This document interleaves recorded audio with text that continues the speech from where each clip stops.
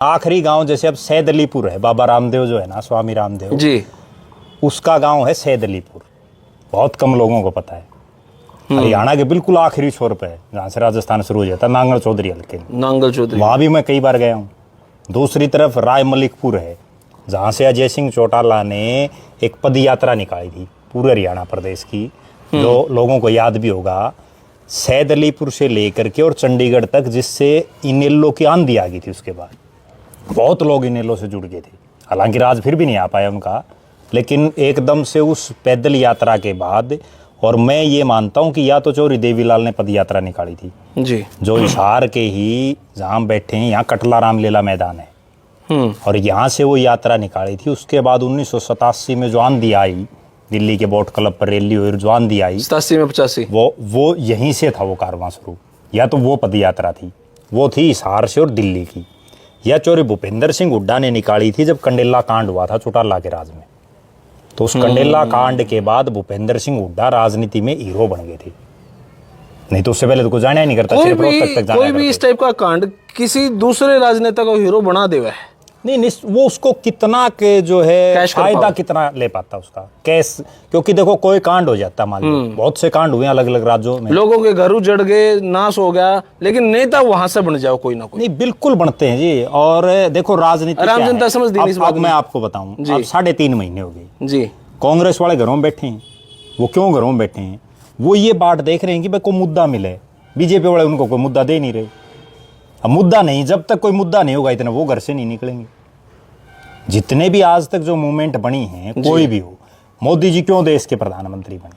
कोई यूं थोड़ी था भाई मोदी जी में बहुत बड़ी कलाकारी है। फिर भी जैसे 2016 का दंगा हुआ, इसलिए बने कि जो अन्ना हजारे की मूवमेंट हुई ना जी, देश में जी, उस अन्ना हजारे की मूवमेंट ने 3 चीजें देश में, लोगों में करंट पैदा कर दिया। 3 चीजें की उसने जी, एक बुजुर्ग आदमी ने जी। एक चीज तो उसने ये की कि कांग्रेस का खात्मा हो गया। दूसरा, मोदी जी एक नया फेस आ गई, प्रधानमंत्री बन गई। और तीसरा, अरविंद केजरीवाल दे दिया। ये 3 चीज आ गई। अन्ना हजारे को तो कोई फायदा नहीं हुआ, लेकिन ये 3 नई चीजें आई उस आंदोलन से।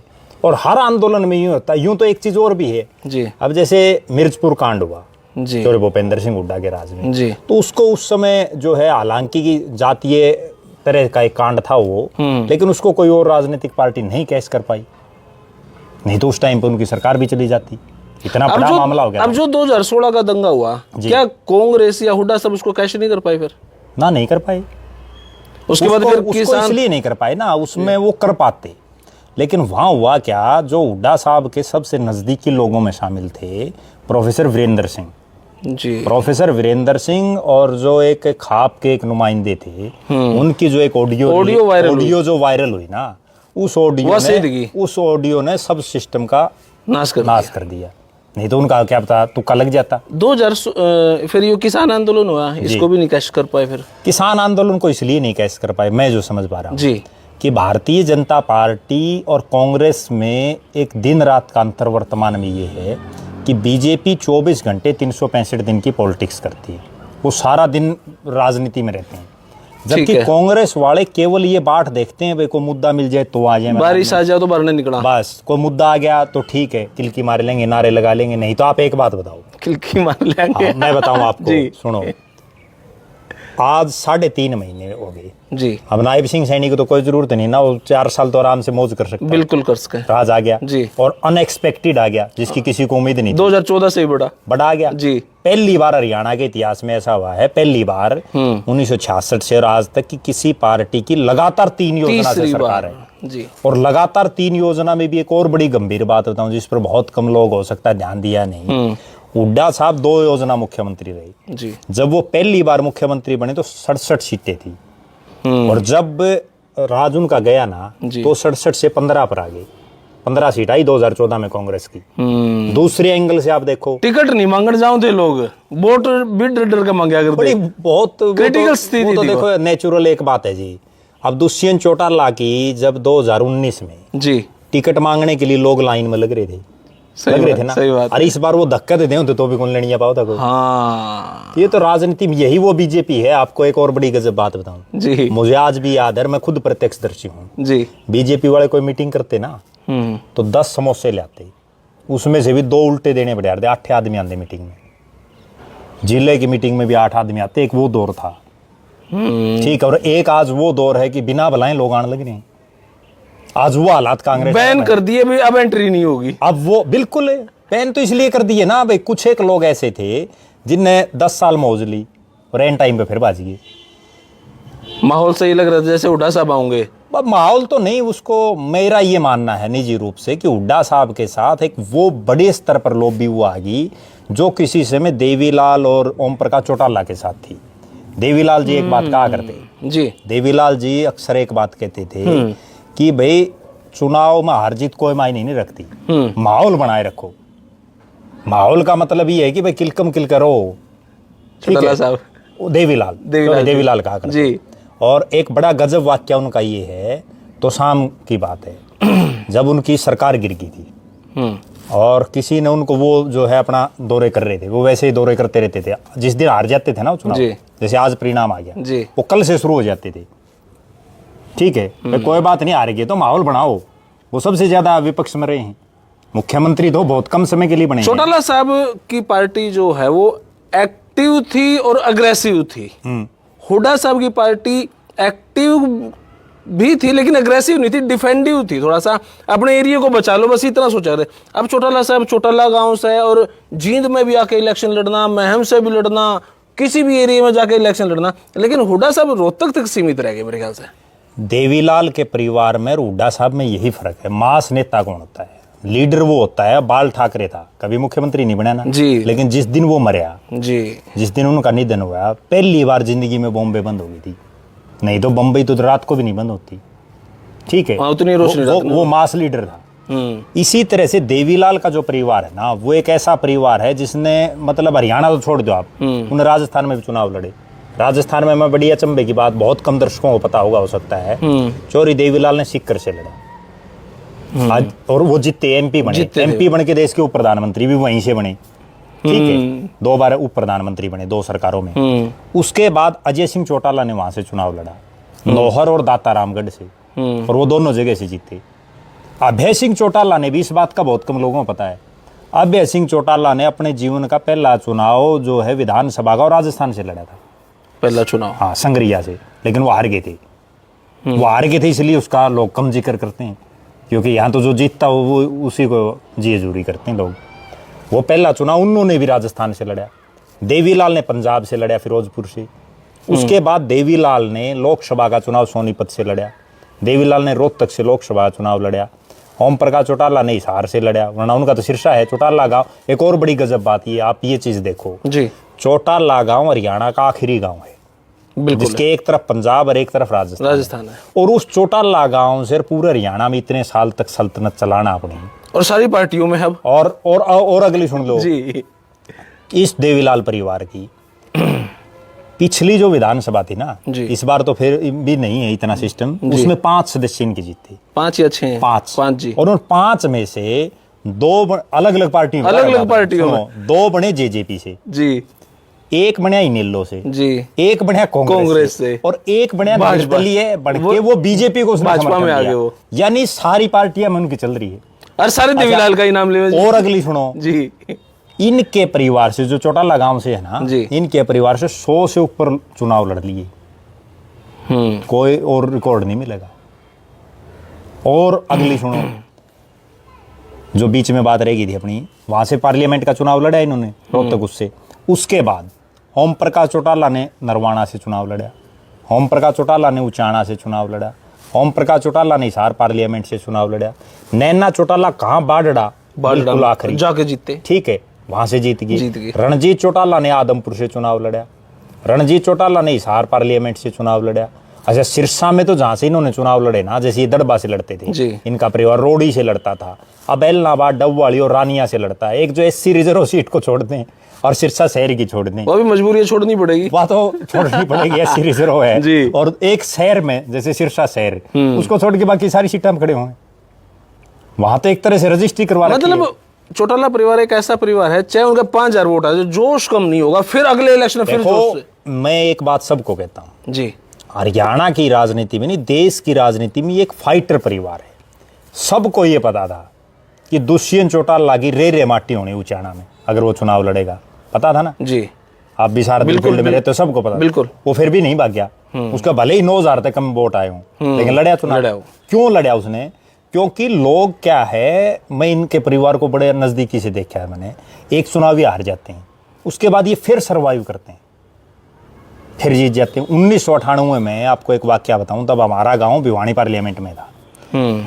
दातारामगढ़ और नौर से 2 बार एमएलए बनने के बाद अजय सिंह चौटाला हरियाणा की राजनीति में आ गए जी। और उन्होंने लोकसभा का चुनाव की तैयारी कर ली हिसार से, क्योंकि उससे पहले चौरी ओम प्रकाश चौटाला ने हिसार से चुनाव लड़ा हुआ था। हिसार से उन्होंने तैयारी कर ली, सिरसा के साथ हिसार लगता था। देवीलाल जी उस समय जो है सक्रिय थे राजनीति में, हालांकि बुजुर्ग हो चुके थे, तो उन्होंने कही मैं दादाजी मैं हिसार से चुनाव लड़ रहा हूँ। तो देवीलाल ने उनको एक बात कही कि भाई अगर एमपी तो बनना है तो कड़े ते खड़े हो जा, लेकिन अगर नेता बनना है ना तो आज के दिन तू भिवानी से खड़े हो। बोला क्यों? क्योंकि भिवानी से बंसीलाल का छोरा चुनाव लड़ेगा। बंसीलाल जी मुख्यमंत्री थे प्रदेश के उस समय 98 में जी। वे बंसीलाल का छोरा के सामने चुनाव लड़, अगर नेता बनना है तो एक बार तो हो सकता वो जिज के या क्या हुआ, उसके बाद उन्होंने फैसला ले लिया और वो हिसार में मीटिंग रख रखी थी उन्होंने चुनाव लड़ने के लिए। वो मीटिंग कैंसिल करके वो सीधे भिवानी चले गए, वे भिवानी से लड़ेंगे। भिवानी से लड़ा, 98 में चुनाव हार गया अजय सिंह, चुनाव हार गया, ठीक है। लेकिन 1 साल बाद फिर चुनाव हुआ। 99 में उसे अजय सिंह ने सुरेंद्र सिंह हरा दिया, 1 साल संघर्ष करके। संघर्षशील परिवार है ये वास्तव में। अच्छा, इन्होंने एक चीज और, असली राजनेताओं वाले गुण है। अब मैं बताऊं इनमें, हुड्डा साहब मोरिन के परिवार में अंतर क्या जी। है। हुड्डा साहब ने अपनी जिंदगी में पहली बार, पूरी जिंदगी में अपने किलोई और रोहतक लोकसभा से बाहर निकल करके चुनाव लड़ने की हिम्मत की 2019 में सोनीपत पार्लियामेंट से। सोनीपत में रमेश कौशिक जो कभी उनसे टिकट मांगे आ रहा था, उन्हीं की पार्टी में था जी। ठीक है, उनका कद तो भूपेंद्र सिंह हुड्डा मुकाबले बहुत छोटा है, कुछ भी नहीं, ज्यादा सा नहीं, वो तो एक मंत्री रहे थे जी। हुड्डा साहब 9.5 साल सीएम रहे, उनके बाप मंत्री रहे, उनके दादा, मतलब पूरी राजनीतिक खानदान जी। रमेश कौशिक ने उनको हरा दिया। उसके बाद दोबारा मुंह करके नहीं देखा, नहीं तो इस बार भी लड़ सकते थे ना, बिल्कुल। इस बार क्यों नहीं लड़ा? और अगर इन्हीं की जगह यही देवीलाल का परिवार होता, ये फिर लड़ लेते। इनको यूं दिखता ना भाई यहाँ हार होगी, ये फिर भी आ जाते मैदान में, क्योंकि राजनीति में 2 ही चीजें, हार या जीत जी। लेकिन असली नेता कौन है? असली जन नेता वो है। आज भी एक खास बात मैं बताऊं, और दर्शक भी आपकी इस चीज से सहमत होंगे जी। आज भी बहुत से लोग ऐसे मिल जाएंगे भाई, जो ये चौटाला वाले फोन कर देना तो काम हो जाऊं है, और उठा पर ये बीजेपी फोन कराऊं तो कौन नहीं देखा, कई बार आज भी मिल जाते हैं। कई बार ऐसे मैंने एग्जांपल मिल जाऊंगे, बीजेपी वाले अभय सिंह के पास जाऊंगे जी, फोन करियो। एक दिन मैं खुद बैठा था, आपको बात बताऊं, जी। अभय सिंह चौटाला के पास, तेजाखेड़ा फार्म हाउस की बात है जी। तो वहाँ एक बहुत बड़े नेता का उनके पास फोन आया, कुदरती मैं ही बैठा था वहाँ। तो वो नेता उसने ये कहा कि भाई फलाना अफसर को कहे और जो है ये काम करवाना। तो उसने उसको कहा, अरे बोला तेरा बाप जिस पद पर रहा है मेरा बाप भी रहा है। उनको यार बोले मेरी चल रहा है तो बोले तेरी भी किमें तो चलनी चाहिए। तब उसने वो फ़ोन कराया, फिर उसका काम हुआ, अगले ने उसको थैंक यू कहा। देखो ये हालात है, मतलब कम से कम देखो राजनीति में होता क्या है, क्यों आदमी राजनीति में आता है। लेकिन जिस तरीके से दिल्ली के अंदर कांग्रेस सरेंडर कर रही है, इधर इनेलो सरेंडर या जेजेपी सरेंडर नहीं करती। देखो कांग्रेस भी इसलिए सरेंडर कर रही है, कांग्रेस की जो ऊपरली लीडरशिप है ना जी, उसमें वो दमखम बन नहीं पा रहा। नेता कैसे बनते हैं? अरविंद केजरीवाल को कोई नहीं जानता था, उसने एक फैसला लिया कि मैं जहां से शीला दीक्षित चुनाव लड़ेगी वहां से वहीं से लड़ूंगा मैं। ठीक है, अगले दिन पूरी दिल्ली का माहौल बदल गया। उसके बाद उस अरविंद केजरीवाल ने एक फैसला लिया कि मैं मोदी जहां से लड़ेगा उड़े लड़ूंगा, राहुल गांधी जहां से लड़ेगा वहां से कुमार विश्वास लड़ेगा। भले ही वो हार गए चुनाव, लेकिन पूरी लाइमलाइट में रहे ना, वायरल हुए। वही चीज आज है, मोदी के साथ साथ वायरल हो गए। आज राहुल गांधी एक बयान दे दे, उसने वायनाड बाजना जरूरी थोड़ी था, वो ये कहता भाई जहां से मोदी लड़ेगा वहां से लड़ूंगा, मैं हारूं जीतूं, अगले दिन हीरो बन जाएगा। अब इनेलो मृत प्राय हो रही है जी। आज अभय सिंह चौटाला एक फैसला कर दे, और क्या पता वो कर भी दे, क्योंकि वो भी मतलब एक अलग ही किस्म के हैं जी, कि जहां से भूपेंद्र हुड्डा लड़ेगा ना वहां से लड़ूंगा, रुका पटेगा, अगले दिन पसीना आ जाएगा। चौरी देवीलाल ने एक वाक्य में दर्शकों को बताऊं, देवीलाल बिल्कुल जीरो हो चुके थे राजनीति में, हाशिए पर थे, और उसके बाद उन्होंने एक फैसला लिया, भाई जहाँ से बंसीलाल और भजनलाल चुनाव लड़ेंगे ना, मैं वहाँ से लड़ूंगा। और हरियाणा का ये इकलौता रिकॉर्ड है आज तक का, और हो सकता पूरे देश का हो, जहाँ एक आदमी 2 पूर्व मुख्यमंत्रियों के सामने निर्दलीय खड़ा।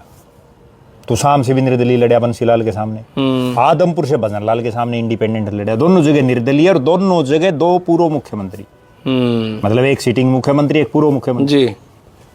उसने भी ये खुद नहीं पता था कि तू हारेगा चुनाव, लेकिन फिर भी लड़ लिया। और उसके बाद ये हुआ उस चुनाव लड़ने का फायदा कि वो उसके बाद फिर मुख्यमंत्री बने, हवा बन गई। चलो वो चुनाव वो हार गया, लेकिन 5 साल बाद वो क्या आज इनेलो और जजपा को एक होना चाहिए? क्या उनकी तैयारियां ऐसी चल रही हैं? क्योंकि अगर 2027, 28, 29 जब भी अभी इलेक्शन हो जी, क्या वो एक होने की तैयारी, क्योंकि आप उनको काफी तेजा खेड़ा सही जानो हो? देखो जनता की भी तो नहीं कहेंगे, लेकिन जो लोग चौधरी देवीलाल के परिवार से जुड़े हुए थे, जिन्होंने अपनी जिंदगी में कभी भी उनके परिवार के किसी शख्स को वोट दिया था, उन सब की इच्छा है, वो चाहे अभय चौटाला के साथ हो, चाहे वो अजय सिंह चौटाला के साथ हो, और चाहे वो रणजीत सिंह के साथ, भाई ये परिवार इकट्ठा हो। लेकिन इसमें समस्या जो आ रही है ना, जो मैंने खुद आंखों से देखी, क्योंकि वहां मैं उनके दाह संस्कार पर भी गया था जी, तो वहां एक चीज देखने को मिली, जो अजय चौटाला के समर्थक आ रहे थे जेजेपी के, वो तो अभय सिंह से नहीं बात कर रहे थे, गोड्डा नुमान जायोड़े भी। जो अभय चौटाला के समर्थक थे वो अजय और दुष्यंत से बात नहीं कर रहे थे। आपस में देखो इन दोनों भाइयों में तो कहीं कोई दिख नहीं रहा कि जुड़ाव हो सकता है। कोई तीसरा जैसे रणजीत सिंह के नाम पर दोनों सहमति हो जाए, आदित्य देवीलाल के नाम पर दोनों की सहमति हो जाए, वो एक अलग बात है। वरना इनमें अच्छा दूरी भी क्यों हुई, वो भी मैं एक कारण बताऊं। आज भाई तो फिर भी इकट्ठे हो जाते हैं, लेकिन भाई और भतीजे इकट्ठे, जब चाचा भतीजा हो ना, तब जूत बाज जाओ है। अजय सिंह के परिवार में सारा कंट्रोल जो अगली पीढ़ी है, दिग्विजय, दुष्यंत, नैना चौटाला, उनका हो रहा है। वहां तो फैसले दुष्यंत अजय सिंह तो ले नहीं रहा, वहां तो दुष्यंत, दिग्विजय और नैना ले रही हैं, जबकि अभय सिंह में अभय सिंह ले रहा है। जिस दिन वहां सारी पावर अजय सिंह के पास हो जाएगी ना, उस दिन तो ये इकट्ठे हो सकते हैं। और वो पावर कब आएगी वो बताऊं मैं आपने जी। वो अगर ये 29 तक इकट्ठे नहीं हुए ना, तो 29 में, क्योंकि जो उनके ऊपर जो 6 साल का प्रतिबंध है सजा के बाद, 29 में वो चुनाव लड़ेंगे, और 29 में इनकी फिर रेरे माटी होनी दोनों की, अगर अलग अलग रहे तो फिर कहीं ना कहीं इनके दिमाग में आई, क्योंकि फिर दोनों भाई 70 के आर पार हो जाएंगे, 70 साल की उम्र फिर खत्म हो जाना। ठीक है, 70 साल की उम्र में फिर ये समझ में आएगा कि भाई गलत करे भाई तो भाई होता है। और एक और उदाहरण मैं बताऊं, जिस भी भाई की राजनीति में आपस में पाटम हुई है, या जिन बाप बेटों की हुई है, उनका आप असर देखो क्या है। बंसीलाल के 2 बेटे थे, रणबीर महिंद्रा की जो बड़ा बेटा है, महेंद्र सिंह बोलते हैं, वैसे रणबीर महिंद्रा लिखते हैं वो। रणबीर महिंद्रा की बंसीलाल जी के साथ पहले तो ठीक थी जी, जब वो राजनीति में सक्रिय हुई तो अनबन होगी। जिंदगी में, पूरी जिंदगी में एक चुनाव जीते वो, और वो चुनाव भी क्यों जीते, नहीं तो वो भी नहीं जीतते। उस आखिरी चुनाव में 2005 का चुनाव मुझे आज भी याद है, धनाना गांव है, एक बड़ा गांव है जी, भवानी खेड़ाल का जी। उस धनाना गांव में रैली थी, और उसमें चौधरी बंसीलाल जब आए ना स्टेज पर, जी, बिल्कुल बुजुर्ग हो रहे थे वो, और बाप बेटा दोनों गले मिल के रोए वो, रणबीर महिंद्रा और बंसीलाल। क्यों रोए? क्योंकि बहुत सालों बाद उनका मिलन हुआ। और वो मिलन इसलिए हुआ कि जो है रणबीर महिंद्रा तो कांग्रेस में थे, और बंसीलाल जी और सुरेंद्र सिंह ने अपनी पार्टी कांग्रेस में मर्ज कर दी थी अभिपा, क्योंकि 2000 में उनके 2 एमएलए आए थे जी। एक बंसीलाल जीते थे, एक रामकृष्ण फौजी, खुद सुरेंद्र सिंह भी हार गए थे जी। और बंसीलाल भी हार जाते अगर वो अपनी सीट नहीं बदलते, वो तो शाम से लड़ा करते, लेकिन उसने फिर भिवानी शहर से लड़ना पड़ा जा करके अपनी इज्जत बचाने के लिए। और फिर जब उन्होंने वो मर्ज की, फिर बंसीलाल रोए स्टेज पर कि भाई ये मेरा बेटा है, इसको जिताओ, तो ज़िंदगी में एक ही चुनाव जीता। अब दूसरा उदाहरण देख लो भजनलाल के परिवार का। जिस दिन चंद्रमोहन अलग हुआ चौधरी भजनलाल से जी, ठीक है, उसके बाद ईव का सूत आई है, इस बार भी सूत आई है, इस बार भी इसलिए सूत आई कि वह कांग्रेस की आंधी थी जी, ठीक है।